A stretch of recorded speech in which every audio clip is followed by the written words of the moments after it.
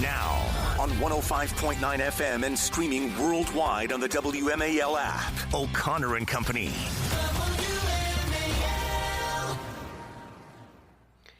It is 8:06 at News Talk 105.9 WMAL. We are here helping you make sense of the news this good Black Friday. Good morning, everybody. I'm Patrice Onwuka, and I'm here with Andrew Langer. Andrew, hi there. Good morning. Hey there. Happy Friday. Happy Black Friday, Patrice. Happy Black Friday.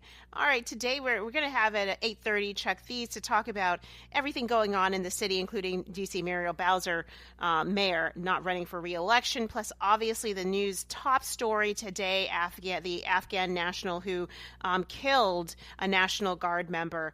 Right now, we're happy to welcome in our good friend of the show, KT McFarland, former Deputy National Secretary, National Security Advisor to President Trump, and she's the author of Revolution. Good morning, KT. I hope you had a wonderful Thanksgiving. Fantastic Thanksgiving. I hope all of you did as well. We did. I mean, we were so blessed to have just to be alive and to be in the country where you can be free. And unfortunately, there are people in this world who hate the freedom, hate the principles and the values that unite us. And I think we saw that spill out this week with a Afghan national who we welcomed with open arms. Now assassinate a National Guard troop woman or troopman, however you would say it. I would love to get your initial reactions to that. You know, I guess I kept thinking back to all the officials in the Biden administration who said, oh, these are all vetted. We know exactly who's coming in. Don't worry about it. They all have good, they've all, it was like, where did that lie start? Because by the time the White House press secretary says it, she's just repeating what's written on a piece of paper for her. And by the time all the other officials, they're just repeating it. But who was the first liar? I mean, who was the one who said, no, I guarantee that they're all vetted. We know exactly who these people are. Who made that up? Because it just seems that there's so many stories that are coming out of the Biden administration, coming out of the mainstream media, come out of the mouths of Democrats, whether it was, oh, Donald Trump, we know that he's in collusion with the Russians. Right. Or, we know Joe Biden, he's sharp as a tack. Or, we know that virus came from bats in a wet market in Wuhan. I mean, it's like there's a lie that keeps getting repeated and repeated and repeated. But who's the first liar? And that, I think, is what's so upsetting, is that, A, people are dumb enough to just repeat the lie. Right. But secondly, that somebody in a position of authority thinks it's okay to just lie because it's more convenient. Right, yeah. Right. It gets them their narrative. It allows them to hold on to power. It allows them to expand their power, and it helps them justify the stupid decisions that can get made here. But KT, let's sort of turn our attention to some of the other stuff that's in the news. Obviously, lots of discussion before this shooting about a potential peace deal between Ukraine and Russia. Listen, you and I both know peace deals at the end of the day, everybody's not going to be happy. There's a give and take. What's going on with the peace deal? I'm not as upset as all the little people are just sort of squabbling around the sides and saying, oh, this is bad or this is terrible. Right. But there are a lot of people who don't want this peace deal. Like who? Well, the people who've been invested in a forever war, people in the defense industry, people on Capitol Hill, people in the Biden administration, people in the legacy media. So they'll pick apart everything. Now, what is their solution? Well, they don't have a solution. Right. Because the solution, what you want to keep fighting this war for another 10 years? You want more people to die, more resources to be expended with nothing to show for it? So I'm not worried about it because it looks like the momentum and the inevitability, which President Trump is so good at building into these negotiations because they're such rapid fire. Normally, Andrew, and all the work that you've done, normally a diplomatic solution or a negotiation kind of takes months. Right. They go to meetings, everybody presents their positions, then everybody goes back to their country, and then they hash it around, and then the next month they come back. And so nothing ever really gets done. Right. And why President Trump has been so successful with all these deals that he's done, whether they've been bilateral trade agreements, whether they've been peace agreements, Middle East peace, Abraham, of course, is he thrashes it out very quickly, creates a sense of inevitability. And because he's the decision maker in chief, it moves along quickly. You don't need a Right. whole lot of aides weighing in on it. President Trump makes a decision. And there's a fine line here that we have to walk, because we have to keep our eye on the ball. As bad as Russia is, and Russia is bad, there's no two ways about it, China is worse. And what we don't want is a situation where all of a sudden China is even more pulling the strings behind the scenes with Russia. I think you'd agree with that, KT. Yeah, I think President Trump is looking several chess moves down the board. Yeah. And he however you end this war in Ukraine, he wants to end it with the United States having an okay and maybe even a good relationship with the Russians. Why? Not because he likes Putin or he wants to reward Russia. It's because he wants to keep Russia and China from each other's loving arms. He wants to have a relationship with Russia that will maybe not pull China completely out of the picture, but at least make it not as an inevitable as it now seems that we will have a Chinese-Russian alliance, a Sino-Russo alliance, with Chinese technology, Chinese money, Russian weapons, Russian natural resources, together aimed at one thing, at dethroning and replacing the United States and putting in its place a global order that they run. Right. And so as President Trump looks, okay, how's he going to get to Ukraine? He wants to end the Ukraine war. He wants Ukraine to be a sovereign nation. He wants everybody to be happy. But on the other hand, he can't do it in such a way that then risks the real national security of the United States, which is a China-Russia alliance against us. We're speaking right now with KT McFarland. KT, to return back to the National Guard shooting, there's so many questions being raised. The suspect here worked with the CIA, so he's part of the intelligence community. We've talked a little bit about the vetting process, but I'm wondering going forward. We obviously have this ridiculous clip of Senator Elisa Slotkin last week talking at Brookings, saying that within 2 weeks, about 2 weeks from when she spoke, you could expect to see, some sort of shooting involving a National Guard. I think what makes us wonder. I mean, we put two and two together here. What is your take on, just her? She seems to know something that we don't.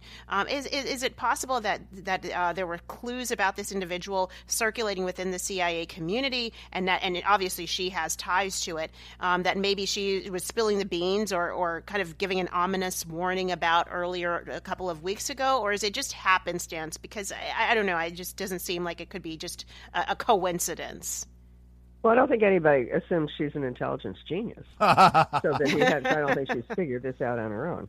But if there were warnings, there usually are early warnings, right? Somebody's, there's social media accounts, and you can't look at everybody all the time. But if the agencies, intelligence community was thinking, we think there's something going on here, and yet steps were not taken to investigate further, prevent it from happening, boy, that's incompetence on a scale that, well, I guess we all thought was possible, but we all hoped was not. Well, thank you so much, KT.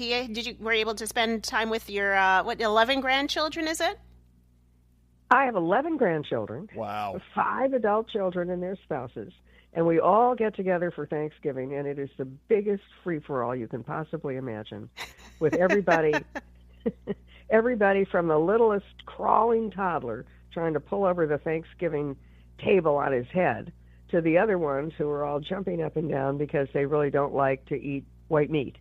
Yes. So it was a lot of fun. It was really great fun all around, and I think that terrific. Well, so glad you're able to join us today. I hope you enjoy some of the Black Friday shopping, and we will have you back soon, as obviously this big story today is not going to be going away anytime. Thank you, KT. Thank you. All right. Right now it's 8:15, WMAL traffic and weather. Every 10 minutes, first on the fives. Let's get to the Hadid Carpet Cleaning Traffic Center. News Talk 105.9 WMAL, making sense of the news.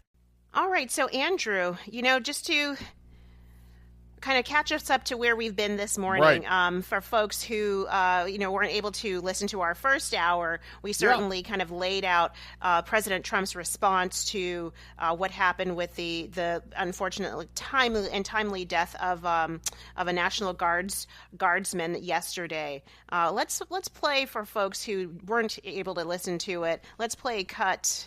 President Trump speaking here. Let's play cut 1.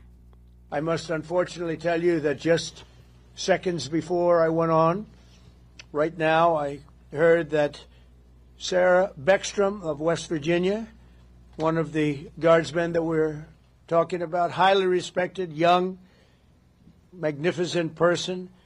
Started service in June of 2023. Outstanding in every way. She's just passed away. She's no longer with us. She's looking down at us right now. Her parents are with her. It's just happened. She was savagely attacked. She's dead. She's not with us. Incredible person. Outstanding in every single way, in every department. That's horrible. And so after, President Trump also started to talk about immigration, and we kind of laid it out a little bit earlier. Oh, yeah. But there are two big immigration pieces to this story, but also just generally what we're seeing in trends. With this story, you've got over 10,000 Afghan evacuees, many of whom we know are, may not have been vetted or could not have been vetted, were not vetted despite the claims at the time. And then there's a second piece that President Trump has been talking about, which is, really an immigration overhaul in terms of looking at the people, particular countries, and what happens when immigrants come to this country. Are they assimilating? If they're not, are they becoming wards of the state by taking advantage of some of our social welfare programs? Are they, importing some of these anti-American doctrines and dogma that are leading them to engage in some of the stuff we've seen? So let's play cut. Let's play cut 3. President Trump has asked a question about about Afghanistan and who's here responsible. You've made changes for Afghanis' ability to apply for asylum. Do you blame all Afghans for this one man's mistake? No, but we've had a lot of problems with Afghans because they had a lot of them coming in on these planes. Again, I show you this picture. We had a lot of them coming in on these planes that are, look at them. There was no check-in. They just poured into the plane. And many of these people are criminals. Many of these people are people that shouldn't be here.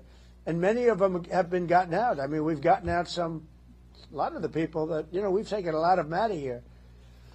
But they came in, legally, right? Yeah, I know, the old story. Many are wonderful, yeah, I'm sure. I said many are here legally, though. What should they think in terms of their prospects? Well, they can't be happy. Okay, they can't be happy. Okay, Michael. Yeah, let's cut it there. And so that's part of it. He's talking about the Afghani evacuees, but let's also play cut 2 because now a reporter is asking about Somalis. I'm sure folks have been hearing about Somalia. And Andrew, I'd love your take on kind of what's going on here. Let's play some of cut 2. What do the Somalians have to do with this Afghan guy who shot the national? Nothing, but Somalians have caused a lot of trouble. They're ripping us off for a lot of money. There's a tremendous amount of money going back to Somalia.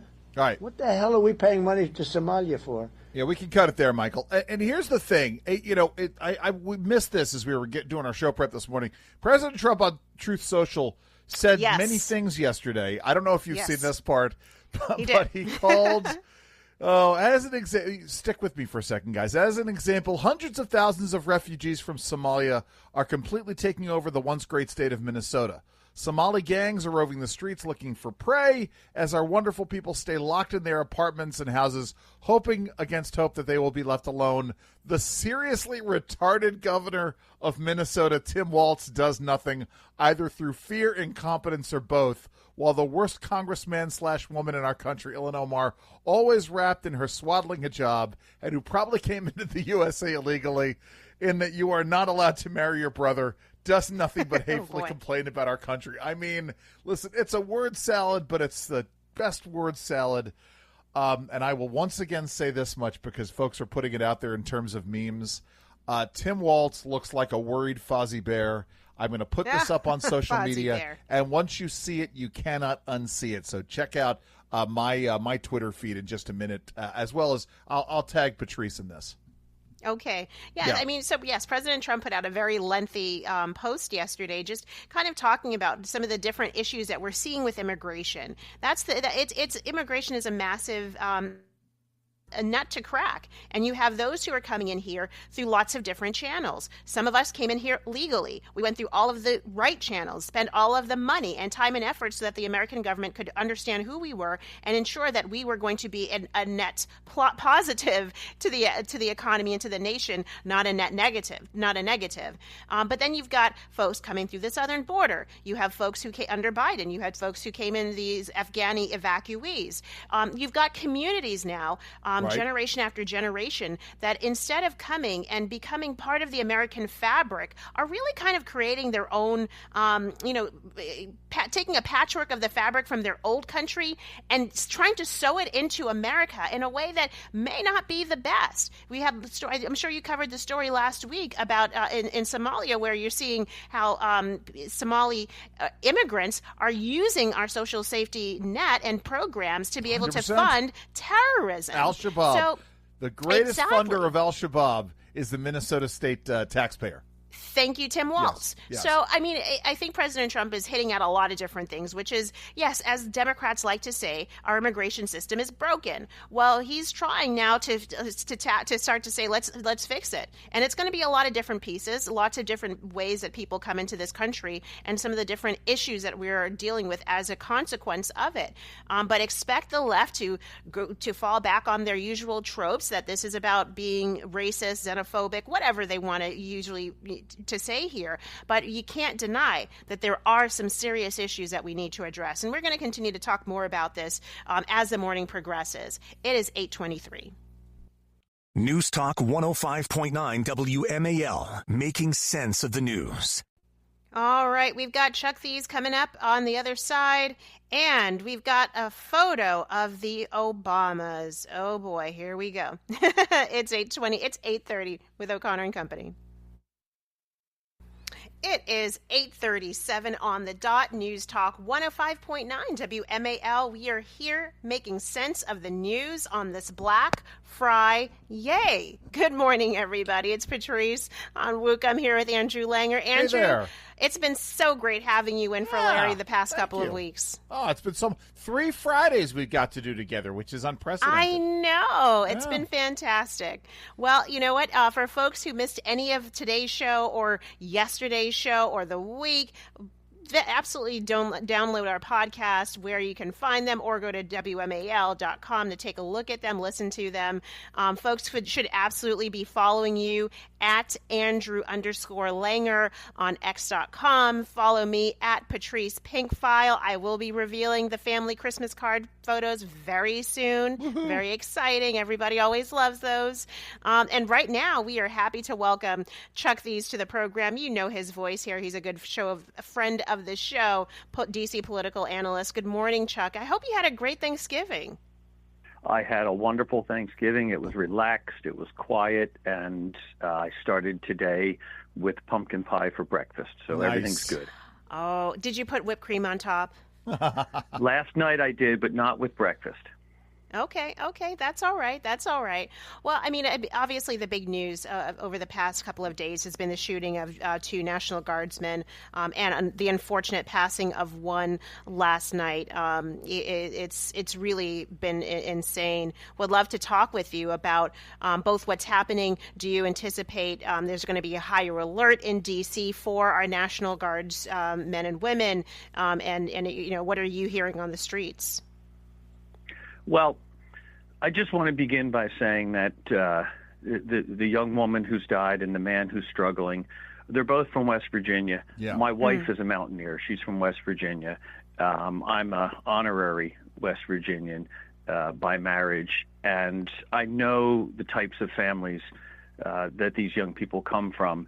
And this is a tragedy that'll be felt throughout the entirety of West Virginia, should be throughout the entirety of the country.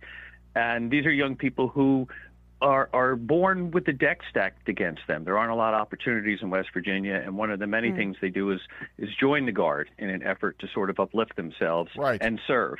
And it's just an unspeakable tragedy. To get to your question, the Guard in D.C. is already on a different posture. One of the things they're doing now is pairing Guard units with MPD, with police units. Oh, wow.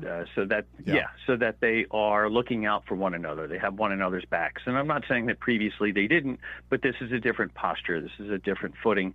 And there are concerns that the individual who perpetrated these attacks may have done so not as a lone wolf, but in conjunction or while communicating with other what I'll call terrorist elements.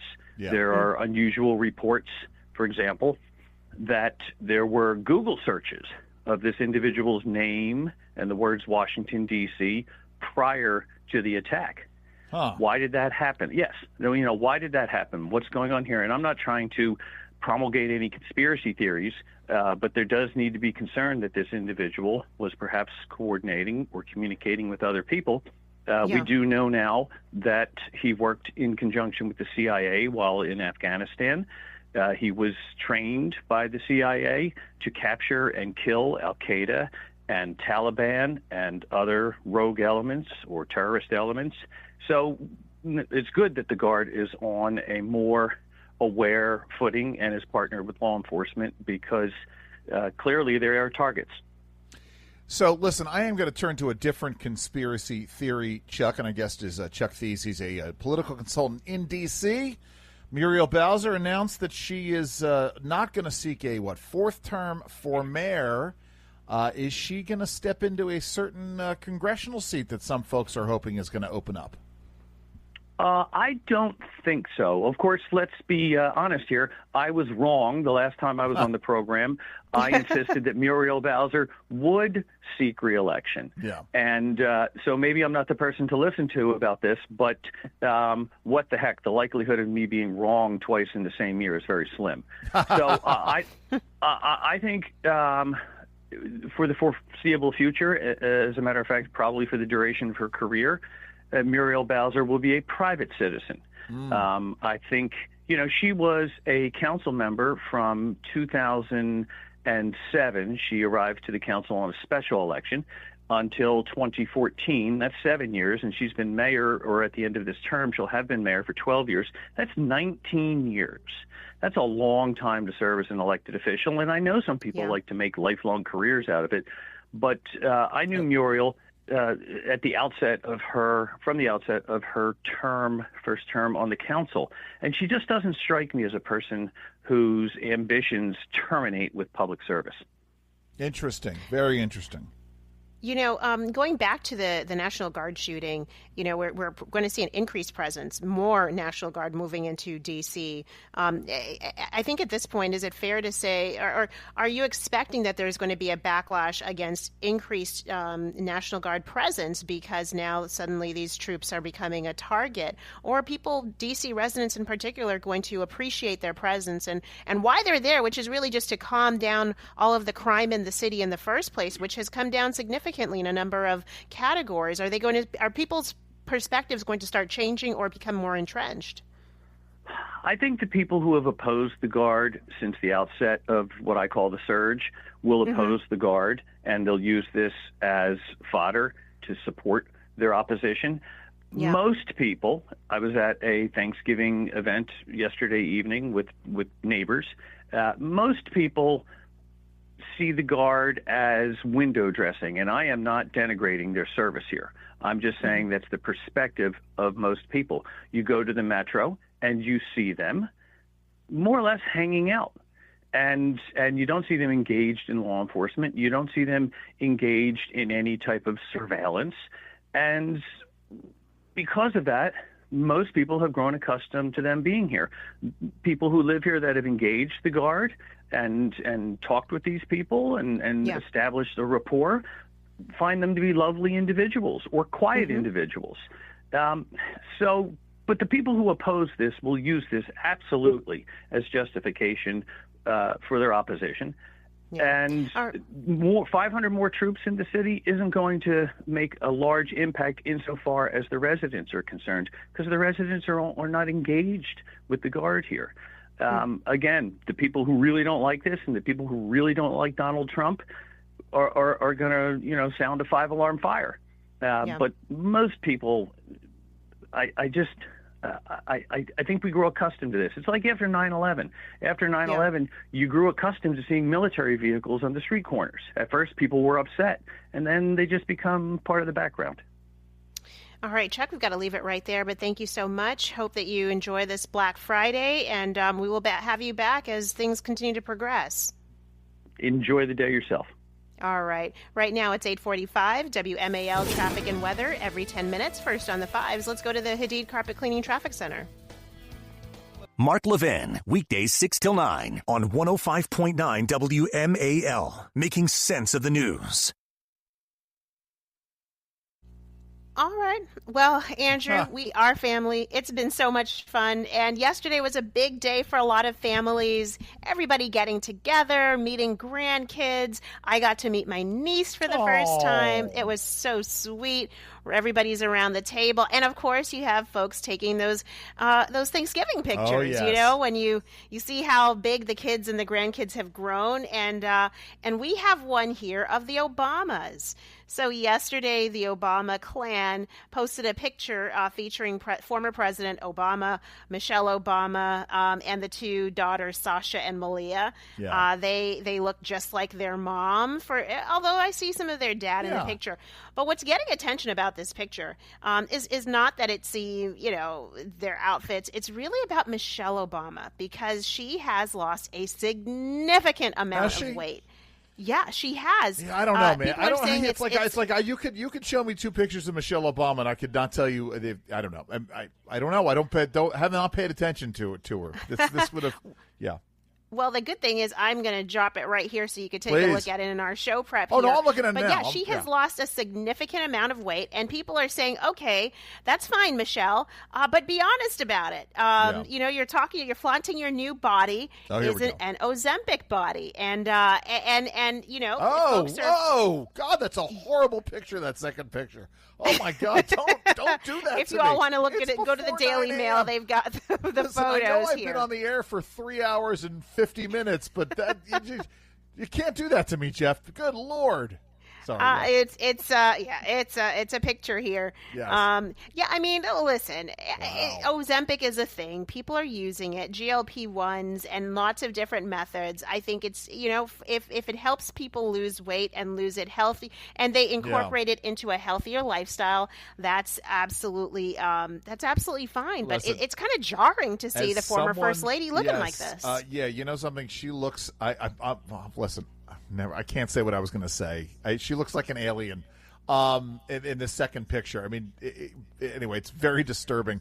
She looked great in the first one. Listen, as someone who's lost a significant amount of weight last year and has managed to keep most of it off, I do get asked the question whether or not I had help. I did not have help. I did it all on my own, just made a major diet change. This is why, if you heard me early on in the show, I was extolling the virtues of my apple pie made with the non-sugar. Yes, with no sugar, Andrew. Yes, no, it's not sweetened, but sweetened with there's I'll give them a plug. Swerve is a company that makes a monk fruit based sweetener. But I get it. I mean, she looks weird. I've seen other people, other folks that I know who've lost significant amounts of weight like this, and it does not look right. And it looks jarring. And I don't know. I don't know if she did it.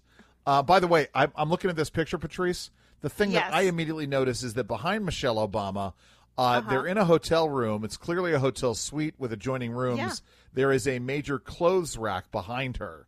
I don't know if you see that. So, yes, clearly traveling with a lot of clothes, Michelle Obama is. Yeah. I mean, listen, I thought she looked physically, she looked healthier, but maybe this is more healthy for her. I mean, more power to you. She was all about health and particularly in the Black community, taking health seriously. And I at the time I was kind of against her message, but now I kind of appreciate it. Listen, if you're going to be, it's important to be healthy, and from a taxpayer perspective, if people are healthier during their life, then we have to spend less on their issues when they have to get onto Medicaid and Medicare and all of those other things. So yes, it's why good primary care physicians are so so vital in having that relationship. And, hey, I know we're almost done here. I want to just say good luck to the Caps tonight. They take on the Toronto Maple Leafs. Puck drops at 5. I will be there for the game, so keep a lookout for me if you're listening. I will be there with my Ovechkin jersey on. Andrew, it has been such a pleasure hanging out with you today, the past few Fridays. Larry will be back in on Monday with Julie. I hope folks had a wonderful Thanksgiving. Get out there, do your part this Black Friday, Small Business Saturday tomorrow, Cyber Monday, and it is 8:53. It's okay.